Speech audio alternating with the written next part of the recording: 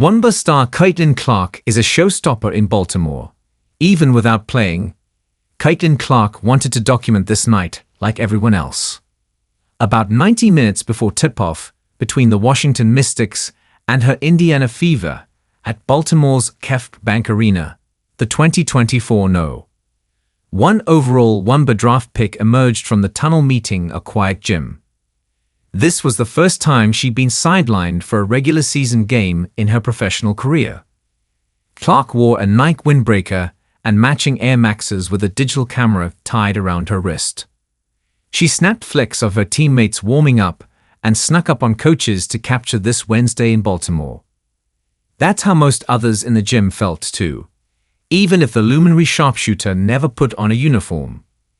It was announced last month that a pair of Mystics Fever games were being moved from the 4,200-seat CareFirst Arena to KeyBank Bank Arena, which seats 14,000. Wednesday was the first, with the Mystics winning 83-77 in front of an announced crowd of 11,183. September 7 in the same gym will be the rematch. The reigning WNBA Rookie of the Year was, and will again be, the main draw.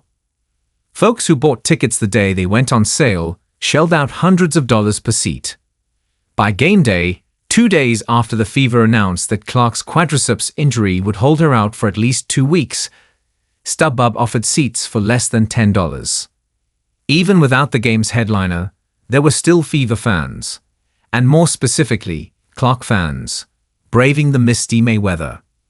"I knew she was going to come on the trip. She's not the type to sit at home," said Melissa Kramer, a 30-year-old from New Jersey waiting patiently at the front of the line more than 2 hours before tip-off.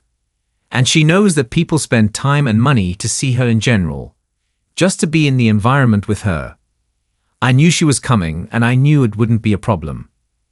Clark set down her own camera and made her way off the hardwood and into the stands, flanked by what could be mistaken for a documentary crew.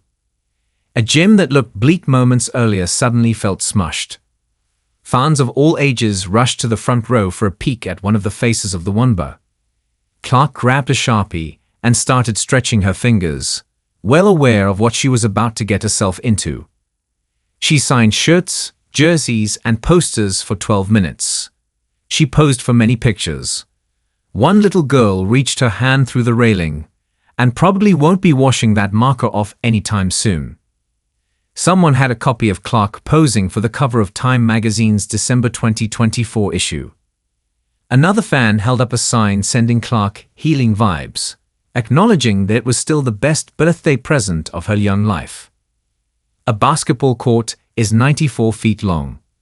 Clark signed autographs well beyond both baselines, though John Hancock filling up the length of the gym for fans draped over the railing behind the benches. Mystics vs. Fever in WNBA game at KeyBank Bank Arena photos. Why so generous with her time? Fever coach Steph White didn't want to speak for her star player. "But Caitlin was that little girl that watched this league," she said. "And when you are that little girl who eventually gets to live out her dreams, you want to empower the next generation of players. You want to give that hope to the next little girl that's in the stands to accomplish their goals and their dreams." Mystics veteran Brittney Sykes shared in that sentiment. "Just being able to bring this game here is so much more than basketball. Now we've been able to show the little girls that are closer to Baltimore that, you have a possibility to go to the league. We would love for them to come all the way to dig, but that's the whole point of us trying to expand." Among those dreamers lucky enough to reach out toward their hero was a quartet of travel basketball teammates whose parents drove them down from Pennsylvania. 10-year-olds Cisci and Harper White, 9-year-old Daphne Fuhr, and 7-year-old Paige Furman met the hooper who is to them what Taylor Swift is to millennials, or Michael Jordan to basketball fans of the 1990s. The girls pooled their allowance together for these tickets. One made a sign explaining how allowance is $15. The going rate for cotton candy is $10, and tickets to see No. 22 on the bench are pricey with a frown. There were no frowned faces after meeting Clark, even if just for a moment. It was the best, one shouted. So cool, another chimed in. They all spun around to show proof of her signature, having followed Clark's rocket ship ascension the past few years. Even with Clark sidelined, these elementary school pals were lined up before the gym doors opened. Kramer was too. She's been a fan since watching Clark, then an Iowa freshman, bury a half-court shot against Ohio State. I don't know how this can't be real, Kramer said. She's seen Clark play 6 times. She got a picture with her hero in the middle of that lengthy queue.